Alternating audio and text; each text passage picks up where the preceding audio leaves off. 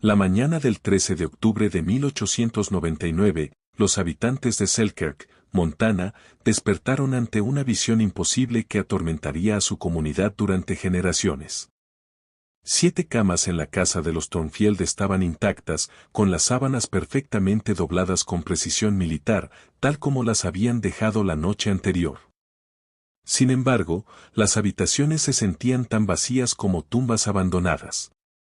Las 7 hijas del prominente comerciante Gabriel Thornfield, Margaret de 26 años, Catherine de 24, las gemelas Eleanor y Elizabeth de 22, Sarah de 20, Grace de 17 y Rebecca, que apenas tenía 14, habían desaparecido sin dejar ni una sola huella en la escarcha matutina que cubría los alféizares de sus ventanas. Ninguna ventana mostraba señales de forzamiento. Ninguna puerta había quedado entreabierta y, lo más inquietante de todo, sus camisones colgaban exactamente donde los habían dejado antes de acostarse. Como si las hermanas simplemente se hubieran disuelto en el aire otoñal. El informe del sheriff local, sellado por orden federal durante casi 8 décadas, contenía un único detalle escalofriante que las autoridades se negaron a discutir con nadie, ni siquiera con el propio padre de las hermanas. Cada dormitorio mostraba evidencias de haber sido registrado metódicamente por alguien que conocía íntimamente la distribución de la casa. Sin embargo, no faltaba absolutamente nada. Ni joyas, ni ropa, ni siquiera las pequeñas cantidades de dinero que las hermanas mayores guardaban en los cajones de sus cómodas. Lo que les ocurrió a las 7 hermanas de Selkirk sigue siendo uno de los misterios sin resolver más inquietantes e inexplicables de Estados Unidos. Y la verdad enterrada en esos polvorientos archivos gubernamentales revela una conspiración de codicia, corrupción y trata de personas que se extiende mucho más allá de lo que nadie en ese aislado pueblo de Montana pudo imaginar. Antes de continuar con la historia de las hermanas Thornfield y descubrir las impactantes evidencias que han sido deliberadamente ocultadas al público durante más de un siglo, asegúrate de suscribirte al canal y activar la campanita para no perderte nunca estos oscuros misterios históricos que revelan las verdades ocultas del pasado de Estados Unidos. Además, déjanos en los comentarios desde qué estado o país nos estás viendo. Nos encanta saber de nuestra comunidad de buscadores de misterios alrededor del mundo, y tu interacción nos ayuda a seguir sacando a la luz estas historias olvidadas. La investigación que siguió no solo expondría el destino de 7 jóvenes inocentes, sino toda una red de depredadores que llevaba décadas destruyendo familias en toda la frontera estadounidense. El viento otoñal que bajaba de las montañas Bitter Road y recorría las calles de Selkirk traía consigo los aromas mezclados del humo de leña, las hojas caídas y el eterno olor metálico del mineral de plata que había convertido ese rincón olvidado del territorio de Montana en una de las comunidades más prósperas entre Denver y Seattle. En 1899, Selkirk era un pueblo atrapado entre dos mundos. El rudo asentamiento fronterizo que había sido apenas una década antes y la refinada comunidad en la que aspiraba a convertirse a medida que el dinero y la influencia del este fluían hacia el oeste por la recién terminada línea del ferrocarril Northern Pacific. Con una población que ya rozaba los 800 habitantes, Selkirk representaba todo lo que los estadounidenses de finales del siglo XIX creían sobre la oportunidad, el progreso y las infinitas posibilidades de la expansión hacia el oeste.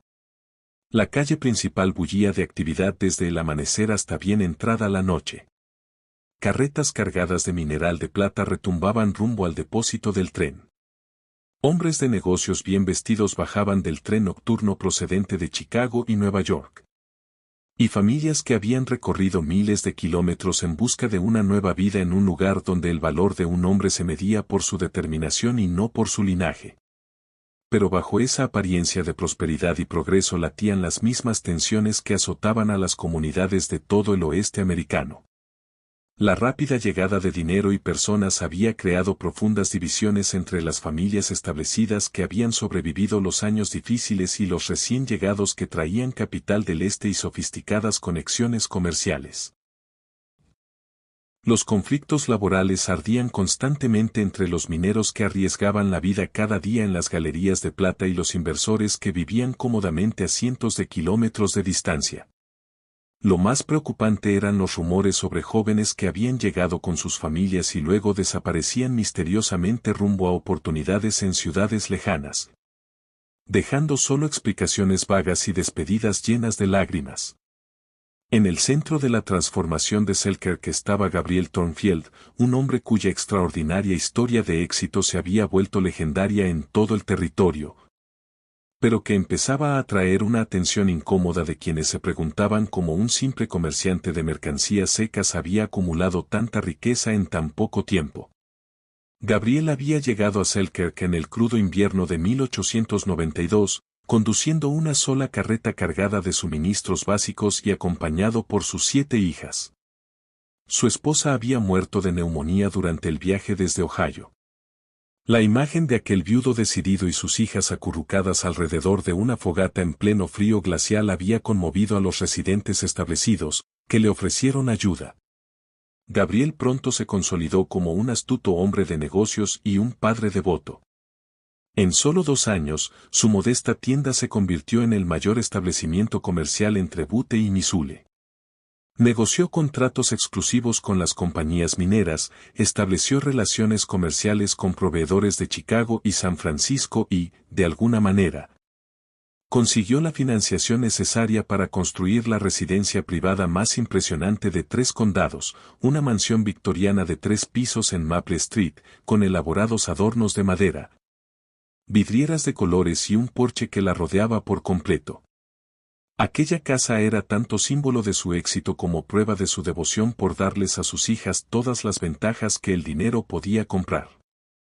Las 7 hermanas Thornfield se habían convertido en jóvenes admiradas y respetadas en toda la comunidad, cada una con personalidades y talentos distintos que enriquecían la vida cultural y social de Selkirk. Margaret, la mayor, poseía una inteligencia aguda y dotes naturales de liderazgo que la habían convertido en la maestra más efectiva que jamás había tenido el pueblo. Sus métodos progresistas, que priorizaban el pensamiento crítico y las habilidades prácticas por encima de la memorización, habían recibido elogios de padres y autoridades educativas hasta Elena. Se quedaba hasta tarde ayudando a alumnos con dificultades. Organizaba clases avanzadas para niños superdotados y luchaba incansablemente por mejores recursos. Catherine, 2 años menor, había heredado el talento artístico de su madre y lo transformó en una pasión que enriquecía a toda la comunidad. Sus paisajes capturaban la belleza salvaje de las montañas y valles de Montana, sus retratos revelaban el carácter y la dignidad de las familias fronterizas. Sus bodegones encontraban belleza en los objetos más simples de la vida diaria. Organizó eventos culturales, conciertos, exposiciones de arte y tertulias literarias que trajeron refinamiento y entretenimiento a aquel pueblo fronterizo. Las gemelas Eleanor y Elizabeth eran inseparables y habían convertido su habilidad con la aguja en un próspero negocio de costura que daba trabajo a varias mujeres del pueblo y ofrecía desde arreglos sencillos hasta elaborados vestidos de novia. Su tienda se convirtió en punto de encuentro donde las mujeres hablaban de asuntos comunitarios, compartían noticias y se apoyaban en los retos de la vida fronteriza. A pesar de ser idénticas, Eleanor era la más extrovertida y empresarial, Elizabeth poseía una sabiduría tranquila que la convertía en confidente de muchos vecinos. Sarah, de 20 años y con una voz capaz de llenar la iglesia metodista sin esfuerzo, era el corazón de las actividades religiosas y benéficas del pueblo. Dirigía el coro, organizaba los espectáculos navideños que atraían público de todo el valle y lideraba colectas para familias afectadas por accidentes mineros. Su compasión y capacidad organizativa la hacían indispensable. Grace, con 17 años, ya demostraba una habilidad matemática que asombraba a sus profesores y la hacía invaluable para los cada vez más complejos negocios de su padre. Calculaba intereses compuestos de cabeza, llevaba varias contabilidades al mismo tiempo y detectaba errores que escapaban a contables experimentados. Su padre había empezado a consultarla en decisiones importantes y varios empresarios decían que Grace tenía la mente financiera más aguda que habían visto en alguien tan joven. Rebecca, la menor con solo 14 años, llenaba de alegría y risas a todos con una personalidad contagiosa que iluminaba hasta los días más oscuros del invierno. A pesar de su edad, mostraba una madurez notable ayudando en la pequeña biblioteca del pueblo, leyendo a niños cuyos padres trabajaban largas horas en las minas. Su empatía natural la hacía querida por todas las familias, y muchos predecían que sería maestra o enfermera, continuando la tradición de servicio de su familia. Sin embargo, la prominencia de los Thornfield empezó a atraer una atención que Gabriel encontraba cada vez más incómoda. Algunos murmuraban que su rápido enriquecimiento sugería conexiones con poderosos intereses del este.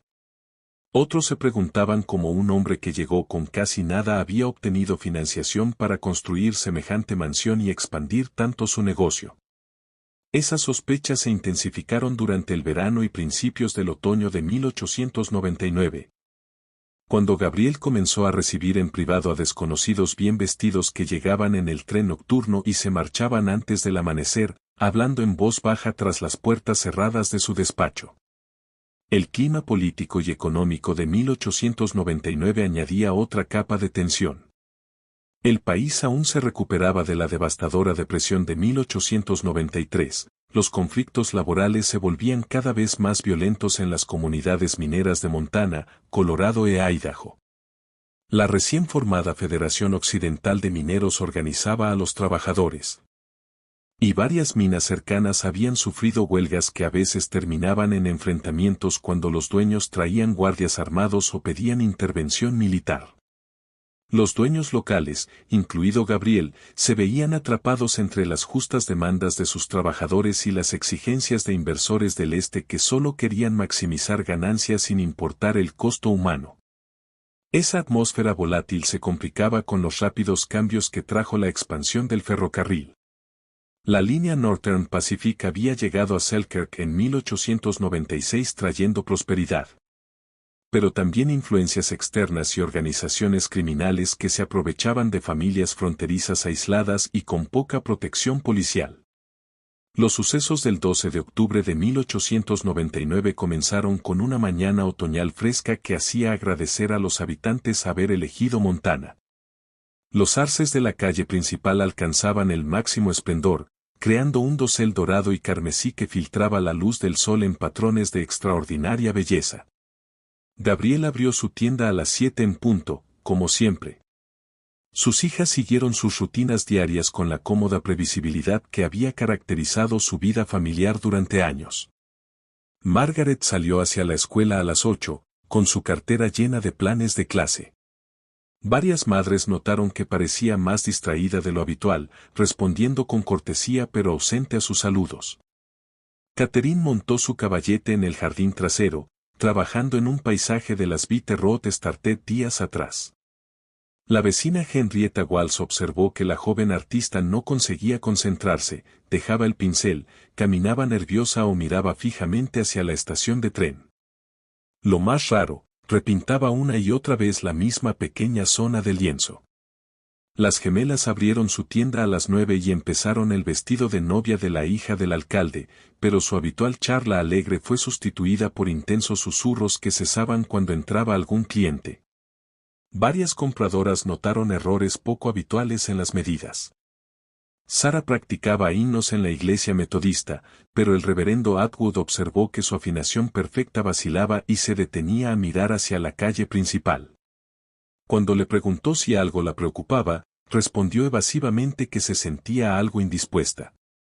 Grace trabajaba en la tienda con su padre, pero cometía errores aritméticos simples, totalmente fuera de lo normal en ella. El propio Gabriel parecía tenso, consultando constantemente su reloj de bolsillo y mirando hacia la calle como esperando a alguien que nunca llegaba. Incluso la pequeña Rebecca, siempre la más despreocupada, estaba apagada mientras ayudaba a la ama de llaves. Le hizo preguntas extrañas sobre viajes lejanos, si echaba de menos a su familia, si creía posible ser feliz estando separada de todos los que amas. A medida que avanzaba la tarde, las alteraciones en el comportamiento de las hermanas se hicieron más evidentes. Alrededor de las 3, el doctor Samuel Porter se cruzó con las 7 hermanas caminando juntas hacia la estación de tren. Era algo inusual, nunca se las veía juntas fuera de casa salvo en misa o eventos especiales. Lo que más le perturbó fue su actitud. Normalmente alegres y parlanchinas, avanzaban en completo silencio, pálidas, con expresiones de profundo sufrimiento emocional. Caminaban con precisión mecánica, como cumpliendo una tarea desagradable pero inevitable. Cuando el doctor la saludó alegremente, solo Rebecca giró la cabeza. El terror en los ojos de la niña de 14 años lo heló hasta los huesos. Por un instante sus miradas se cruzaron y el doctor Porter juró después que aquella mirada era una súplica desesperada de ayuda que ella no podía expresar en voz alta. La última vez que alguien vio juntas a las hermanas Thornfield fue a las 9:15 de la noche. Timothy Fletcher, empleado nocturno de la oficina de telégrafos, las vio desde su ventana bajo la luz ámbar del farol de la calle. Estaban alineadas con precisión, mirando hacia la estación, rígidas, como esperando algo o a alguien concreto. Vestían sus mejores galas, peinadas con esmero y joyas de gala, algo completamente fuera de lugar para un jueves normal. Sus rostros mostraban resignación y miedo, como si se prepararan para un calvario más que para una celebración. 10 minutos después, cuando Fletcher volvió a mirar, habían desaparecido tan silenciosa y misteriosamente como habían aparecido.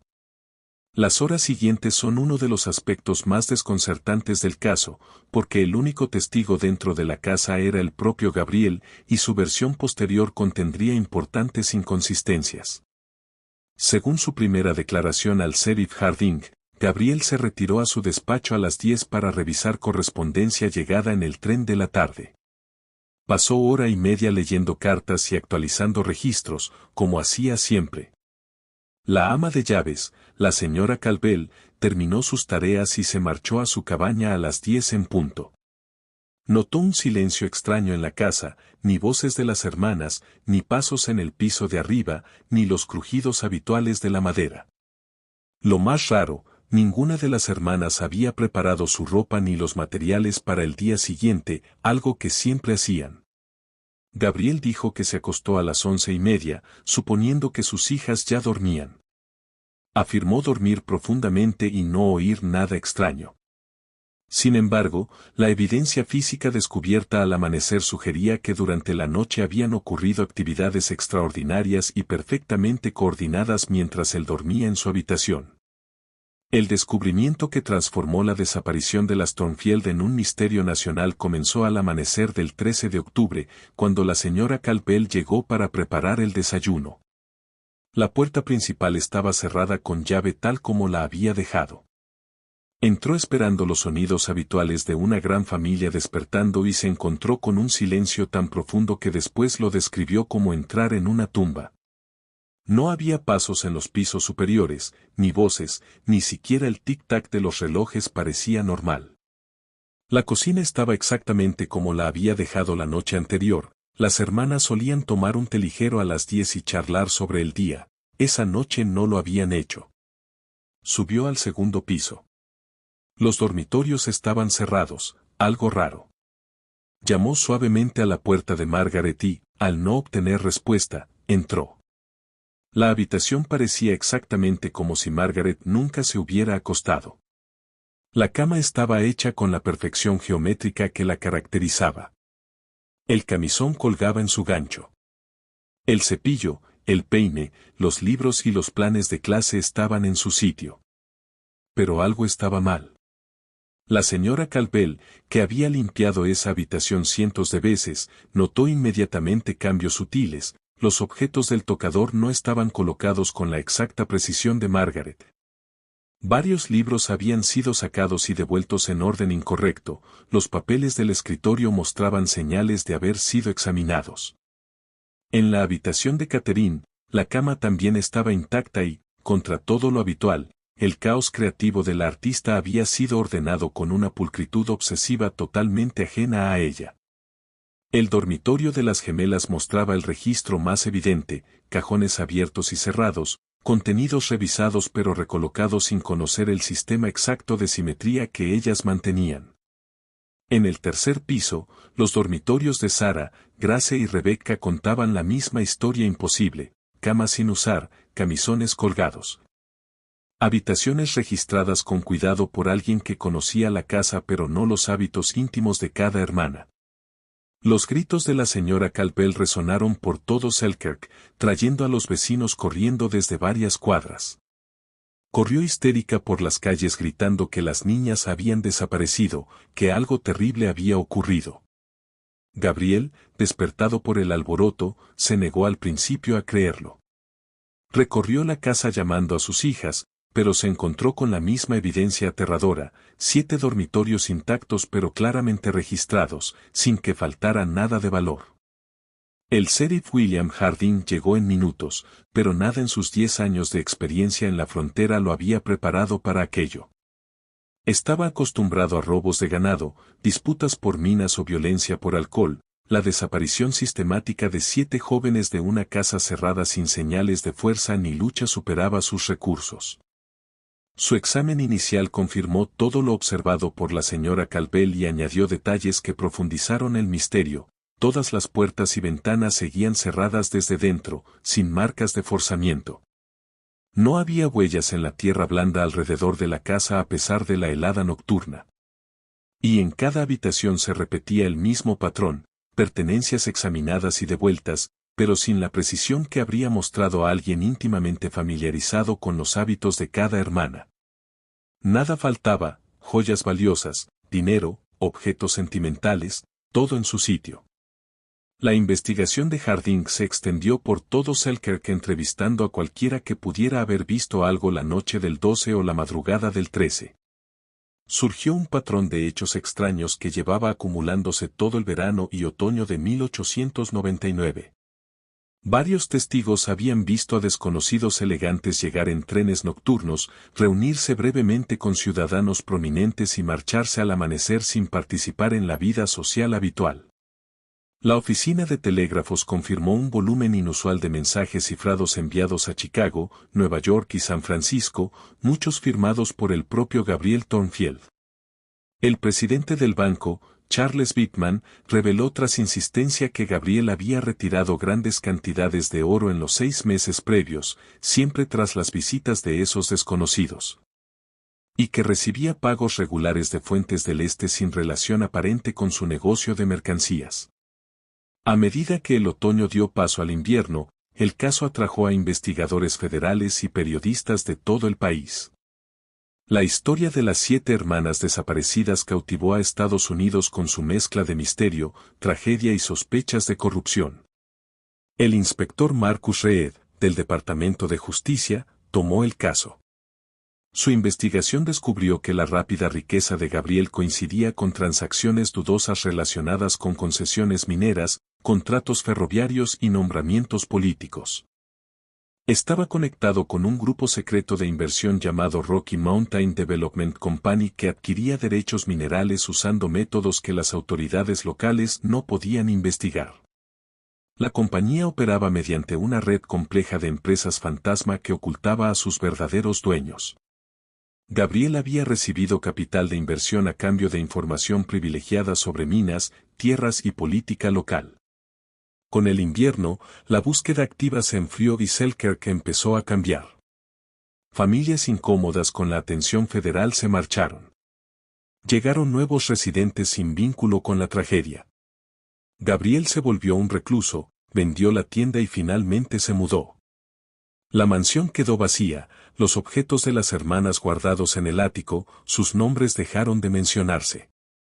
En primavera de 1901 muchos residentes originales habían partido, y el pueblo que emergió era más impersonal, centrado en el progreso individual más que en la memoria colectiva.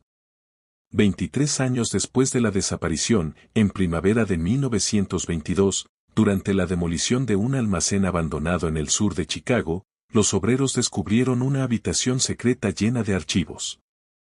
Entre ellos había 7 fotografías pequeñas de las hermanas Thornfield tomadas después de su desaparición, acompañadas de descripciones detalladas de sus personalidades, habilidades y características físicas, redactadas con el rigor de un catálogo comercial. El detective John Sullivan reconoció inmediatamente su importancia. Los documentos formaban parte de un vasto archivo de una organización criminal que se presentaba como servicios de colocación doméstica y oportunidades de ascenso social para familias fronterizas. La organización llevaba operando desde al menos 1885, identificando comunidades aisladas, familias con dificultades económicas o sociales, y ofreciendo mejores vidas para sus hijas mediante agencias de empleo, servicios matrimoniales e instituciones educativas que eran pura fachada. Sus métodos eran sofisticados, llegaban representantes elegantes con credenciales impecables, ofrecían oportunidades irresistibles, iban enredando a las familias en compromisos financieros y, finalmente, se llevaban a las jóvenes con engaños que convencían tanto a las víctimas como a sus padres. En el caso Thornfield, la correspondencia encontrada reveló que Gabriel había sido agente local de la organización desde 1893. Su éxito empresarial fue financiado a cambio de información y colaboración. Con el tiempo su deuda creció hasta que, en 1899, la organización exigió a sus propias hijas como pago final. Las cartas mostraban la desesperación de Gabriel, intentó ofrecer más dinero, reclutar hijas de otras familias, incluso huir con las suyas. Todo fue rechazado. Le aseguraron que sus hijas serían bien tratadas y casadas con caballeros ricos. Aceptó, convencido de que era la única forma de salvar al resto de la comunidad de represalias. La revelación de esta correspondencia provocó una investigación nacional. Los archivos de Chicago mostraban que entre 1885 y 1910 más de 300 jóvenes de comunidades fronterizas habían sido traficadas, seleccionadas por su belleza, inteligencia y vulnerabilidad familiar. La organización aprovechó la expansión del ferrocarril para transportarlas y el aislamiento de los pueblos para que fuera imposible rastrearlas. En Selkirk la investigación dividió a la comunidad, algunos exigían justicia.